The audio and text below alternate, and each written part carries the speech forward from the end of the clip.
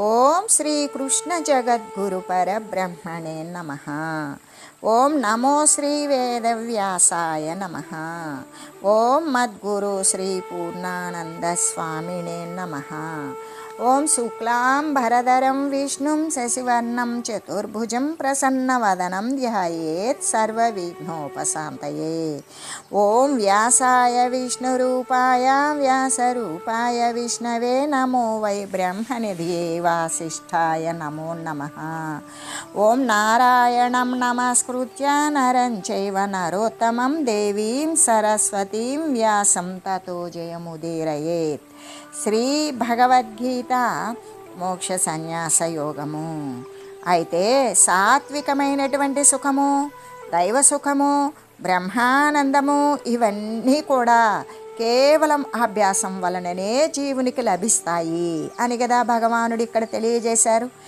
ఆధ్యాత్మ విద్య అనేటువంటిది మాటల చేత, వాచా జ్ఞానము చేత కలిగేటువంటి నోటి మాటలతో వచ్చేటువంటిది కాదు. అది కేవలం అనుభవ విద్య. అందులో ప్రతి ఒక్క సిద్ధాంతం కూడా వాని యొక్క అనుభవానికి ఉన్నదా లేదా అనేది చూసుకోవాలి. అప్పుడే కదా జీవునికి ప్రత్యక్షమైనటువంటి సుఖము అనేది లభిస్తుంది. చాలామంది మాకు సాక్షాత్కారం, దైవం యొక్క సాక్షాత్కారం ఎలా కలుగుతుంది, దుఃఖం ఎలా తొలగిపోతుంది, సుఖం ఎలా వస్తుంది అనే ఆలోచన చేస్తూ ఉంటారు. అయితే భగవానుడైతే అందుకోసము అభ్యాసము చేయండి, దాని ద్వారా అవన్నీ కూడా మీకు లభిస్తాయి అని కదా ఇక్కడ చెప్తూ ఉన్నారు. ప్రయత్నము చేయకుండా, వాటిని సాధించడానికి ఎటువంటి ప్రయత్నము లేకుండా ఒడ్డును కూర్చొని మాటలు చెప్పడం ద్వారా పరమార్థ అనుభవం అనేటువంటిది ఎప్పటికైనా కలుగుతుందా? ఇప్పుడు సముద్రంలో స్నానం చేయాలి అంటే సముద్రం ఒడ్డును కూర్చొని అలలు ఎప్పుడు పోతాయో నేను అప్పుడు స్నానం చేస్తాను అంటే వాడు స్నానం అసలు వాడి జీవితకాలంలో చేయగలుగుతాడా? లేదు. కాబట్టి ఈ విధంగానే అంటే అభ్యాసం అనేటువంటిది చేయాలి, సాధన చేయాలి. ఆ విధంగా ఎక్కడో ఉండి అంటే సాధనకి అభ్యాసానికి ఆవల ఉండి మాటలు చెప్పడం ద్వారా పరమార్థం యొక్క ఆ పరమ పదస్థానాన్ని పొందేటువంటి పరమ అర్థము. ఇహ అర్థము అంటే శరీరాన్ని పోషించుకునేటువంటిది, మరి పరమార్థము అంటే ఇతరమైన సంపాదన, ధనము. అదేంటి? జ్ఞానధనము కదా. ఆ ధనము ద్వారా జీవుణ్ణి పోషించుకోవడం అంటే తన యొక్క సొంత సాధనమైనటువంటి పరమాత్మ అనుభూతిని పొందడం, పరమాత్మ తత్వాన్ని చేరడం. అటువంటి పరమార్థ అనుభవం అనేటువంటిది మాటలు చెప్పేవానికి వస్తుందా? వాడు ప్రయత్నం చేయాలి, సాధించుకోవాలి అని చెబుతూ, ఎలాగంటే ఇప్పుడు మనకు వెన్న కావాలి అంటే పాలని పెరుగు చేసి పెరుగులో నీళ్లు వేసి తర్వాత మజ్జిగ చేస్తేనే వెన్న వచ్చినట్లుగా, నువ్వులను నలిపి పిండి చేసినప్పుడు మాత్రమే నూనె వచ్చినట్లుగా, చెరుకును నమిలితేనే దాని యొక్క రసం అనేటువంటిది మనకి అనుభూతి అయినట్లుగా, అలాగే ఏ అభ్యాసం అయితే చేస్తామో, ఏ సాధన అయితే చేస్తామో దాని ద్వారానే దుఃఖము అనేటువంటిది నశించిపోతుంది. అప్పుడు దుఃఖము నశించిందా సుఖము యొక్క ఉత్పన్నము అనేది జీవునికి కలుగుతుంది. అంటే ఈ ప్రపంచంలో ప్రతి జీవి కూడా కోరేటువంటిది దుఃఖం నశించిపోవాలి. దుఃఖం ఎప్పుడు ముగిసిపోతుంది? జీవితంలో అతి ముఖ్యమైనటువంటిది, చాలా క్లిష్టతరమైనటువంటి సమస్య ఏంటి అంటే ఈ దుఃఖాన్ని ముగించుకోవడం అనేటువంటిది సంపాదించుకోవడమే. ప్రతి వాణిని కూడా దుఃఖమే అనబడేటువంటి సమస్య కదా బాధిస్తూ ఉన్నది. చీమ కూడా ఈ దుఃఖాంతానికే ప్రయత్నిస్తుంది, అంటే దుఃఖాన్ని పోగొట్టుకోవటం కోసమే ప్రయత్నం చేస్తూ ఉన్నది. దోమ కూడా దానికోసమే ప్రయత్నిస్తుంది. 4 ముఖాలు ఉన్నటువంటి బ్రహ్మ కూడా దానికోసమే ప్రయత్నిస్తూ ఉన్నాడు. అంటే దుఃఖం యొక్క అంతము, దుఃఖరాహిత్యము అనేటువంటిది ప్రాణి ఎక్కడ పొందగలుగుతుంది? ఈ మహాసాంసారిక బాధలన్నీ కూడా ఎక్కడ ఉపశమించగలుగుతాయి? అసలు దుఃఖం లేని చోటు ఏది ఉన్నదా?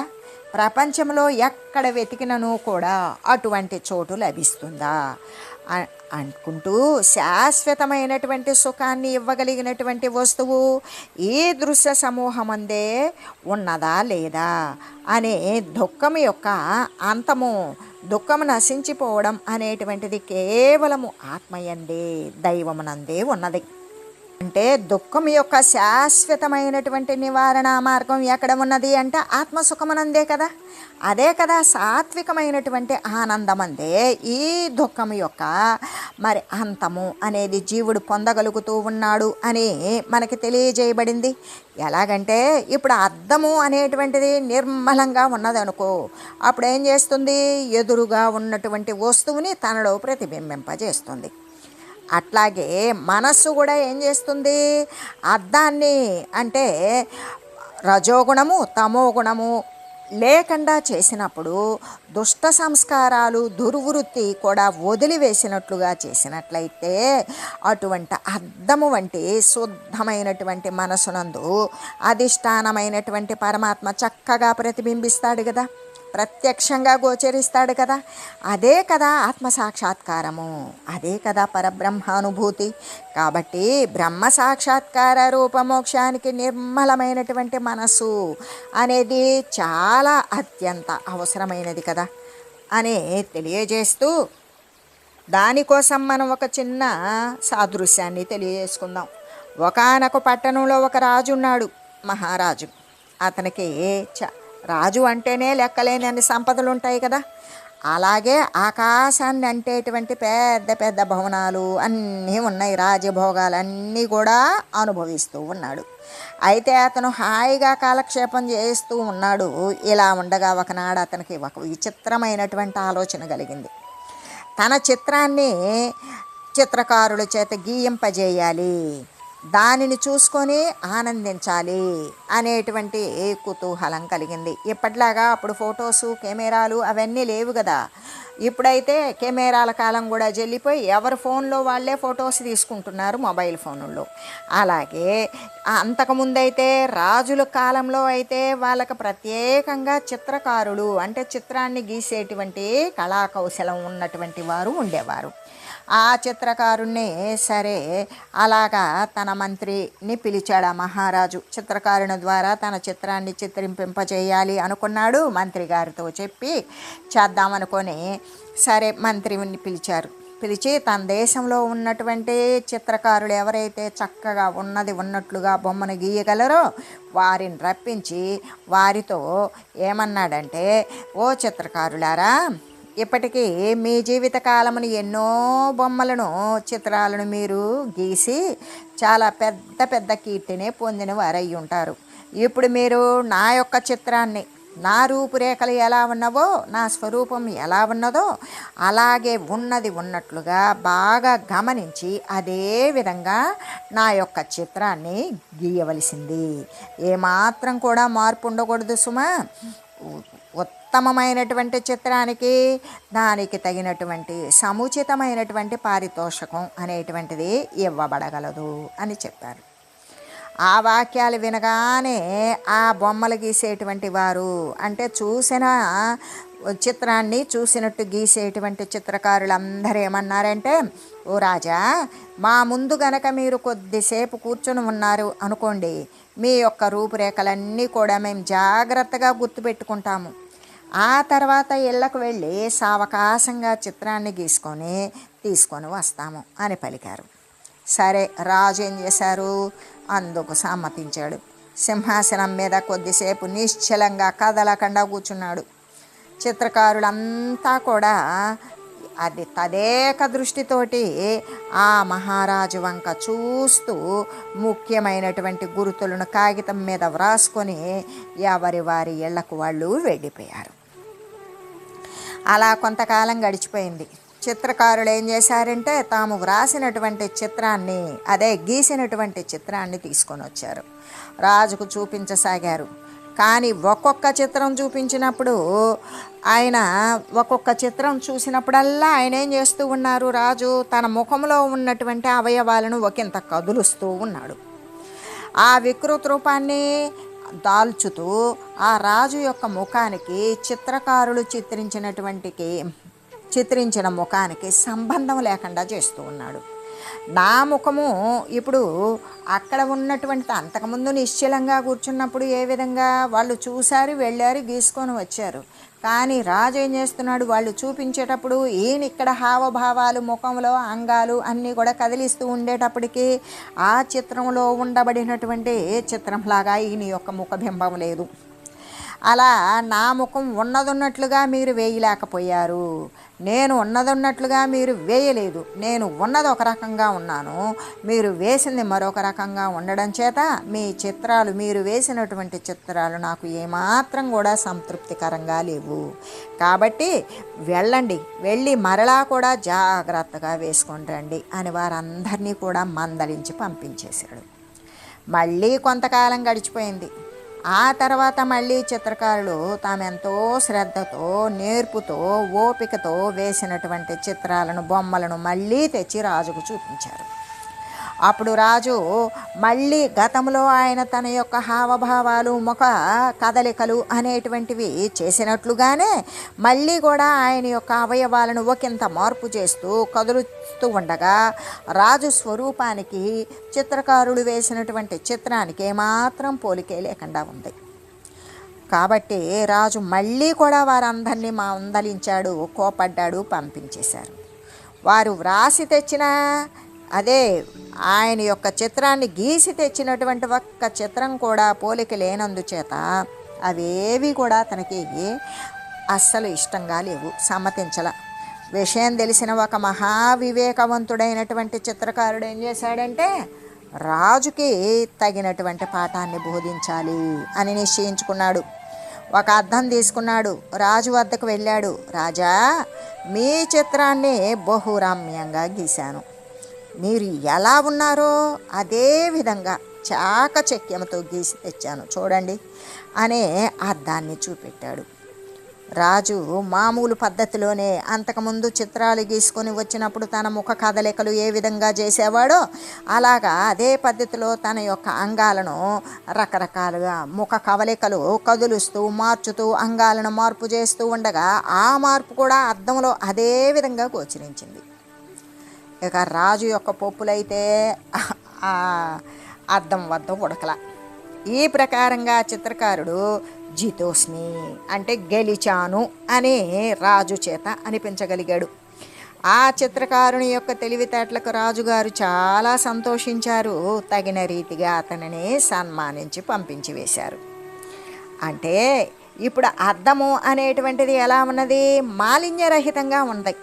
అలా ఉండడం చేత ఎదట ఎన్ని అంగవిహీనాలు, ఎన్ని అంగ కాదలికలు జరుగుతూ ఉన్నా కూడా ఎలా ఉంటే ఎదుటి వస్తువు అలాగా చూపడం అనేటువంటిది దాని యొక్క సహజం. అలాగే మనసు అనబడేటువంటి అర్థమును కూడా రజోగుణము కానీ తమో గుణం కానీ లేకుండా కేవలం సత్వగుణము చేతనే ఆ దుష్ట సంస్కారాలను, దుష్ట వృత్తులను కూడా అన్నింటినీ వదిలివేసేటట్లు చేసుకోగలిగాడు అనుకో. అద్దమునందు అంటే అటువంటి అద్దము వంటి మాలిన్యరహితమైనటువంటి శుద్ధ మనస్సునందు అధిష్టానమైనటువంటి ఆ యొక్క ధ్యేయ స్వరూపమైనటువంటి పరమాత్మ చక్కగా ప్రతిబింబిస్తాడు కదా, ప్రత్యక్షంగా గోచరిస్తాడు కదా. అదే కదా ఆత్మసాక్షాత్కారము, అదే బ్రహ్మానుభూతి. కాబట్టి బ్రహ్మ సాక్షాత్కార రూపమోక్షానికి మాలిన్యరహితమైనటువంటి మనసు మాత్రమే అత్యావశ్యకమై ఉన్నది. అటువంటి ఆత్మసుఖమందే, ఈ సాత్వికమైనటువంటి ఆనందమునందే దుఃఖము అనేటువంటిది నశించిపోవడం అనేది జీవుడు పొందగలుగుతూ ఉన్నాడు అని చెబుతూ ఈ పరమాత్మని యొక్క మాటల వలన ప్రతి ప్రాణిని కూడా బాధిస్తూ ఉన్నటువంటి, వేధిస్తూ ఉన్నటువంటి దుఃఖాన్ని నివారించుకోవాలి అనే సమస్య అయితే భగవానుని మాటల వల్ల తీరిపోయింది కదా. అంటే దుఃఖము నివారించబడటానికి ఉపాయం ఏమిటి అంటే సాత్వికమైనటువంటి సుఖాన్ని సంపాదించుకోవడమే, ఆత్మానందాన్ని, ఆత్మ యొక్క ఆనంద స్థితిని ప్రాప్తింపజేసుకోవడమే. కాబట్టి ఆత్మసుఖాన్నే అంటే దైవ సుఖాన్నే ఎక్కడ ఉన్నదో దానిని అన్వేషించాలి, దాని ప్రకారమే అనుసరించాలి. మరి అది ఎలా లభ్యమవుతుంది అంటే కేవలం అభ్యాసం వలననే లభ్యమవుతుంది. కాబట్టి ప్రతి ఒక్కరూ కూడా ఈ 4 రకాలైనటువంటి సాధన చతుష్టయ రూప సంపదల చేత కూడా నిత్యానిత్య వస్తు వివేకము, ఇహమూత్రార్థ ఫలభోగ విరాగము, సమాధి షట్క సంపత్తి, ముముక్షత్వము అనేటువంటి సంపదలను సాధన చేస్తూ ఆ అభ్యాసం ద్వారా అమానిత్వాది దైవిక తెలివి అనేది కలిగి ఉన్నటువంటి సద్గుణ రాశి చేత ఇక అంటే అటువంటి అభ్యాసము చేత అటువంటి దుఃఖము నశించేటువంటి స్థితిని జీవుడు లెస్సగా పొందగలుగుతాడు అనే విషయం అయితే మనకు తెలుస్తూ ఉన్నది కదా. సుఖాలు 3 రకాలు కదా, సాత్విక సుఖము, రాజస సుఖము, తామస సుఖము. అసలు దుఃఖనాశం అనేది ఎలా కలుగుతుంది? దుఃఖము శాశ్వతంగా శమించిపోవడం అంటే అభ్యాసం ద్వారా, ఉత్తమమైనటువంటి సుఖాన్ని పొందడం ద్వారా, అంటే సాత్విక సంపదను పొందడం చేతనే దుఃఖము అనేది సంపూర్ణంగా తొలగిపోతుంది అని చెబుతూ సాత్విక సుఖం యొక్క లక్షణాన్ని గురించి తెలియజేస్తూ ఎత్తదగ్రే విషమివ పరిణామే మృతోపమం తత్సుఖం సాత్వికం ప్రోక్తమాత్మబుద్ధి ప్రసాదజం. ఏ సుఖమైతే ప్రారంభమునందు విషములాగా దానిని ఇక చిట్ట చివరిలో అది అనుసరిస్తూ అభ్యాసం చేస్తూ కష్టంతో కూడుకుని ఉన్నా కూడా వదలకుండా, ఎన్ని ఆటంకాలు వచ్చినా కూడా మధ్యలో వదిలివేయకుండా వెళ్ళినప్పుడు దాని యొక్క కడమ స్థితి, తుది స్థితి అమృతాన్ని పోలినట్లుగా ఉంటుంది. అలా ఎప్పుడైతే అమృతాన్ని పోలినదిగాను ఉంటుందో తన బుద్ధి యొక్క నిర్మలత్వం జరుగుతుంది. ఎప్పుడైతే తన బుద్ధిలో ఉన్నటువంటి మలినాలు, దోషాలు ఇవన్నీ కూడా నశించిపోయి బుద్ధి మాలిన్యరహితమైనటువంటి నిర్మలత్వము చేత కలిగేటువంటి ఆ సుఖము ఏది కలుగుతుందో ఆ సుఖము అది సాత్వికము అని కదా చెప్పబడుతూ ఉన్నది.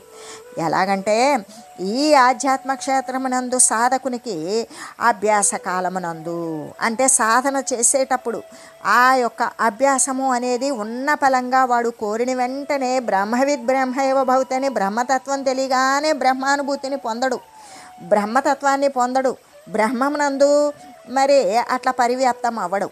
ఎలాగంటే బ్రహ్మతత్వాన్ని గురించి తెలుసుకున్నప్పుడు బ్రహ్మ సత్యం జగన్మిథ్య, జగత్తు యొక్క స్వరూపం తెలుసుకున్నప్పుడు పరబ్రహ్మస్థానాన్ని అనుసరించాలి అని ఆ సాధన మొదలు పెడతాడు. అదే కదా అభ్యాస కాలము. ఆ అభ్యాస కాలంలో వాడు ప్రారంభించిన కొత్తలో ఎలా ఉంటుంది అంటే వానికి అలవాటు ఉండదు, ఈ విషయాలన్నీ కొత్తే. బ్రహ్మనిష్ట, పరబ్రహ్మమును నిష్ఠగా వాడు ధ్యానం చేస్తాడు. ఆ ధ్యాన కాలంలో వాని మనసు ప్రాపంచిక సంబంధమైన విషయాలకు అలవాటుపడి ఉంటుంది కాబట్టి ఆ ధ్యానం కూడా సక్రమంగా కొనసాగదు. ఇక వైరాగ్యము, సత్యము, నిత్యము, శాశ్వతము, సుఖము, ఆనందము అంత దృశ్యమాన జగత్తులో ఉన్నది అని భావిస్తూ దృశ్యమే సత్యముగా భావించి తిరుగాడేవాడు దాని పట్ల విరక్తి కలగాలి అంటే ఒకంత పారమార్థికమైనటువంటి సత్య వస్తువును గురించి తెలుసుకున్నప్పటికీ కూడా దృశ్యోన్ముఖంగా మళ్ళినటువంటి మనసు అలవాటు పడి ఉంటుంది కాబట్టి దానిని మళ్ళీ వెనక్కి మరల్చాలి అంటే కొంచెం కష్టంగానే ఉంటుంది, చాలా కష్టంగా ఉంటుంది, చాలా కష్టంగా దోస్తుంది. ఇది మన వల్ల కాదు, మనసు నిలవడం లేదు, ధ్యానం కుదరడం లేదు, మరి ఈ యొక్క బ్రహ్మనిష్ట యందు నేను మరి సరిగ్గా నిలవలేకపోతూ ఉన్నాను అనేటువంటి కష్టంగా తోస్తుంది. కానీ అభ్యాసం ఏం చేస్తుంది అంటే వానికి నిలవకపోయినా సరే నిలవనిది కూడా పరమాత్మ తత్వమే అని సర్వము కూడా పరమాత్మ తత్వమందు తను మనసు నిలవనిది, తొట్టుపాటు పడేది, అభ్యాసం చేసేది, ఆచరణ యందు ప్రయత్నము చేసేది, దీని ప్రకారం ఉండేది కూడా కేవలము బ్రహ్మానుసంధానమే, సర్వేక సమస్తము బ్రహ్మము తప్ప మరొకటి లేదు. చూడబడేటువంటి జగత్తంతా మిథ్యాస్వరూపం అంటే సత్యమైనది, నిత్యమైనది, శాశ్వతమైనది బ్రహ్మమే అని వాడు ఆ విధంగా అంటే తన యొక్క సాధన అభ్యాసము అలవాటును అలా చేసుకొని వాని యొక్క సాధన అనేటువంటిది చక్కగా కుదురుతుంది. ఎందుకు అంటే ఒక్కసారిగా ఎవ్వరికీ ఏది రాదు. మనం పెద్ద పెద్ద మరి సాఫ్ట్వేర్ ఎంప్లాయీస్ అయినా సరే మనం ఏం చేస్తాం, మొట్టమొదట ఆఫీస్కి వెళ్ళినప్పుడు మనం చదివింది ఒకటై ఉంటుంది, ఆఫీసులో వర్క్ ఒకటై ఉంటుంది. కానీ ఆఫీసులో వర్క్ మనం గతంలో చేసినటువంటి ఎక్స్పీరియన్స్ ఎందుకు అడుగుతాడంటే దీని మీద అంతో ఎంతో వీడికి అవగాహన ఉన్నదా అనే, అసలు నీకు ఎప్పుడైనా ముందేమైనా ఎక్స్పీరియన్స్ నువ్వు ఎక్కడన్నా చిన్న పనులు చేసావా అని అడుగుతారు.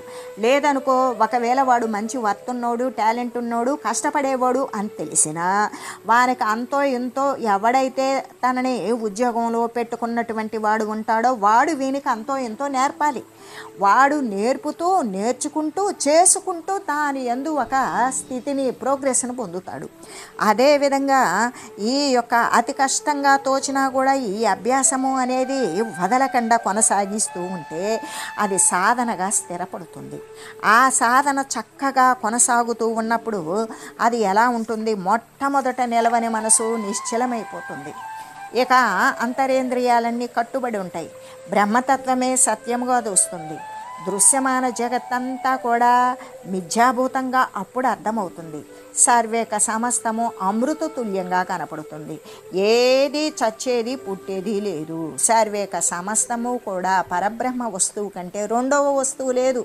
అసలు సృష్టి స్థితి లయము అనేటువంటిది ఏమీ లేదు. ఇదంతా వస్తున్నట్లు పోతున్నట్లు కనబడుతుందే కానీ కళలో అనుభవించిన వస్తువు జాగ్రత్తలో ఎలా అబద్ధమో వాని యొక్క సాధన పటిమతోటి వాడు ఎప్పుడైతే జ్ఞానమునందు రూఢిపడి ఉంటాడో అప్పుడు వానికి ఇదంతా కూడా చావు లేనటువంటి మృతప్రాయము కానటువంటి శాశ్వతమైన పరమాత్మ వస్తువు కంటే రెండవది లేదు. అసలు ద్వితీయం నాస్తి. అది అద్వైతమైనటువంటి అద్వితీయమైన పరబ్రహ్మస్వరూపమే వాని యొక్క అనుభవానికి వస్తుంది. అలా అమృతతుల్యంగా అమృతంతో సమానముగా చావు లేనటువంటి మృతప్రాయము కానటువంటి స్థితి లభిస్తుంది. అదే కదా ఆత్మసుఖాన్ని కలగజేస్తూ ఉంది అని ఇక్కడ చెప్పబడింది. కాబట్టి సాధన దశలో కానీ ఎప్పుడైనా సరే క్రొత్త విషయాన్ని, పారమార్థిక చింత అనేటువంటిది జీవికి ఒకవేళ గతంలో ఉంటే అటువంటి పుణ్య సంస్కారమే మళ్ళీ ఈ కార్యక్రమానికి పురిగొల్పి ఉండవచ్చు. కానీ ఈ శరీరంతో అది క్రొత్తే కదా. అందుకని దానిని అలవాటు చేసుకునేటంత వరకు, అలవాటు అయ్యేటంత వరకు ఒకంత కష్టంగా ఉంటుంది. కానీ సాధన దశలో, అభ్యాస కాలంలో కానీ ఎవరికైనా కొద్దిపాటి కష్టం కలిగినట్లయితే, విసుగు అనేది ఉత్పన్నమైతే ఏమాత్రం ధైర్యాన్ని వదలకూడదు. అసలు ఎటువంటి అధైర్యము పడకూడదు. ఎందుకు అంటే అలా సాధన కుదరనటువంటి బాధ వాస్తవమైనటువంటి బాధ కాదు. అది మార్పులో ఏ విధంగా కాలక్రమంగా మార్పు చెందుతుంది. ఆ మార్పునందు అంతము లేనటువంటి అనంత ఆనందం కలుగుతుంది అని నిశ్చయించి సాధనను ఎప్పటికీ కూడా వదిలిపెట్టకూడదు. అసలు అది సాధన సక్రమంగా జరుగుతుంది జరగట్లేదు అని తెలియడానికైనా వాడు ధ్యానస్థుడో, తపస్వికుడో, లేకపోతే సాధనామయుడుగానో ఉంటేనే కదా నాకు కుదరడం లేదు అని చెప్పేది. మొత్తానికి ప్రయత్నం అయితే ప్రారంభించాడు కదా. ఆ ప్రారంభించినటువంటిది తన యొక్క అధైర్యంతో వదిలివేయకుండా దానిని అలాగే దైవం మీద భారం వేసి, దైవం కావాలనుకున్నప్పుడు దైవాన్ని నమ్మి ఆ విధంగా అకుంఠితంగా సాధనను కొనసాగించాలి. అలా ఎప్పుడైతే సాధనను వదలకుండా ధైర్యంతో కొనసాగిస్తే ఇక అప్పుడు అది విషమివా అని చెప్పారే కానీ విషం అని చెప్పారా? చెప్పలేదు కదా. అందుకే అంటే ప్రారంభంలో కష్టం అనిపిస్తుందే కానీ, అంటే కష్టము అంటే విషంలాగా తోస్తుందే కానీ వాస్తవానికి అది విషం కాదు. ఎందుకు అంటే ఇక్కడ ఇవ అనేటువంటి పదము ప్రయోగించారు కదా. ఆ పదమునందే మనకు గొప్ప అర్థం కూడా ఉన్నది. ఏంటంటే బాధలాగా తోస్తుందే కానీ బాధ కాదు, విషంలాగా అనిపిస్తుంది. విషము అంటే కష్టము, బాధ అంటే నచ్చనిది. ఆ విధంగా తోస్తుందే కానీ అది నచ్చేది. కానీ అలవాటు లేకపోవడం చేత, అభ్యాసం చేయకపోవడం చేత, సాధన చేత కాకపోవడం చేత అది మొట్టమొదట కష్టంగా అనిపిస్తుంది. కానీ అది కష్టపడేది కాదు, పెట్టేది కాదు. బాధలాగా తోస్తుందే కానీ బాధ కాదు అనే పదము అనేటువంటిది ఇవ అనేటువంటి పదప్రయోగానికి మనకు స్పష్టమైంది కదా. అయితే ఆ తాత్కాలికమైనటువంటి బాధ కోసం అంటే కష్టములా తోసేటువంటి బాధ కోసము కారణమేమై ఉన్నది అంటే జన్మల నుండి కూడా మనం ప్రతి ఉపాధి నుండి ఆర్జించుకున్నటువంటి ఆ పాపాలు, వాసనలు, కోరికలు, ఇటువంటి చెడు పనులు, దుష్కార్యాలు, వాటి యొక్క ఫలితాలు ఇవన్నీ కూడా ఇప్పుడు చేసేటువంటి ఆధునికమైనటువంటి పుణ్యవాసనలకు మధ్య కలిగేటువంటి సంఘర్షణే అయి ఉంటుంది. ఎందుకు? మనం పరమాత్మ తత్వాన్ని తెలుసుకోవాలనుకున్నాం, కానీ మనం గతంలో అనేక పాపకార్యాలు చేసి ఉన్నాం. ఆ వాసనలన్నీ కూడా మన యందు నిలకడగా ఉన్నవి. ఆ గతంలో వాసనలు శరీరం అయితే పోయింది, కానీ వాసనలు, ఆ సంస్కారాలు పోవు కదా. ఆ వాసనలకి ఇప్పుడు ఆధునికమైనటువంటి పుణ్యవాసనలు, పుణ్యం చేయాలి, సాధన చేయాలి, పరమాత్మ తత్వాన్ని తెలుసుకోవాలి, పారమార్థిక చింత చేయాలి, ఆ పరతత్వాన్ని పొందాలి అనేటువంటి పుణ్యవాసనలు ఉన్నాయి కదా. గతంలో ఉన్నటువంటి పాపవాసనలు నిలవనివ్వవు. పుణ్యవాసనలు పోటీపడి ఆటంకాలు ఎదురైన సాధనను కొనసాగించేటువంటి స్థితి ఏదైతే ఉంటుందో, ఆ గతంలో వాటికి ఇప్పటి వాటికి కలిగేటువంటి సంఘర్షణ ఏదైతే ఉంటుందో అదే మనకి తాత్కాలికంగా కలిగేటువంటి బాధ. అంటే మనకి సాధన కుదరడం లేదు, అలవాటు అభ్యాసం చేయలేకపోతూ ఉన్నాను అనేటువంటిది మనకి ఒకంత కష్టంగా దోచేది గతంలో వాసనలు, ఇప్పుడు చేయబోయేటువంటి పుణ్య సంబంధమైనటువంటి వాసనలు. ఈ రెంటి యొక్క పరస్పర కలహం ఏదైతే ఉంటుందో అటువంటి సంఘర్షణమే మనకి ప్రారంభంలో కలిగేటువంటి కొంచెమైన బాధ. అదే పుణ్యవాసనలు అనేటువంటివి బలమైపోయినవి అనుకో, ఎలా అయినా సరే, ఎంత కష్టమైనా సరే నేను దీనిని పొందవలసిందే అనే వాసనలు బలపడినవా గతంలో ఉన్నటువంటి ఆటంకపరిచే పాప వాసనలను త్రొలగదోస్తాయి. అవి వెళ్ళిపోతాయి. పోతూ పోతూ ఏం చేస్తాయి? ఆ సాధన చేసేటువంటి జీవుణ్ణి గిల్లిపోతాయి. ఆ నొప్పే కదా ఈ విషమేవా అని చెప్పడం. అంటే అదే జీవుని ప్రారంభ బాధ. మొట్టమొదటి సాధనకు ప్రారంభించినటువంటి స్థితిలో జీవుడు సాధన కుదరడం లేదు అనేటువంటి బాధ, కష్టంగా తోచేటువంటి బాధ ఏంటంటే అవి గత సంస్కారాలు పోతూ పోతూ జీవుణ్ణి అలా గీరి వెళ్తాయి. అది వాస్తవానికి నిజంగా దానిని కొనసాగించేటువంటి వాడికి అది అసలు బాధ కాదు. అది ఉపమించడానికి, ఉదాహరణతో పోల్చి చెప్పడానికి కూడా సాధ్యముగా అనేటువంటి సుఖానికి అది నాందియే అవుతాయి అని తెలియజేస్తూ, ఓం మంగళం పావన గీతామాత, జయ మంగళం భక్తజనావని బంధ విమోచనే, భవభయహారిణి భవ్యదాయిని మంగళం. ఓం మంగళం శ్రీ కురుక్షేత్ర రణక్షోణీ విహారిణే, పార్థసారథి రూపాయ గీతాచార్యాయ మంగళం. ఓం మంగళం మహత్వం.